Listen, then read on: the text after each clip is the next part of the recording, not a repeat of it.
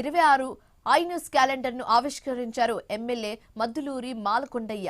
TDP అధికార ప్రతినిధి మద్దులూరి మహేంద్రనాథ్ కూడా క్యాలెండర్ ఆవిష్కరణలో పాల్గొన్నారు. ప్రజా సమస్యలను ఐ న్యూస్ ధైర్యంగా వెలుగులోకి తీసుకొస్తుందని ఎమ్మెల్యే మాలకొండయ్య అన్నారు.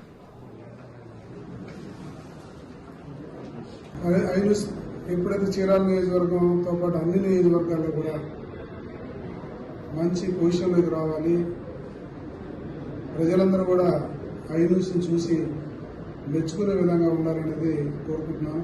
అన్ని ప్రాంతాల నుంచి సమాచారాన్ని సేకరించి అన్ని టీవీలతో పాటు మెరుగైనటువంటి సేవల్ని అందించడానికి ముందు వరుసలో ఉంటుందని చెప్పి ఆశిస్తున్నా. ఆ రకంగా ఈ యాజమాన్యం కానీ సిబ్బంది కానీ అందరూ కూడా కష్టపడి పనిచేసి ఈ నూతన సంవత్సరం 2026 ఈ యొక్క ఐ న్యూస్కి ఒక మంచి దశ రావాలని మనస్ఫూర్తిగా కోరుకుంటున్నాను.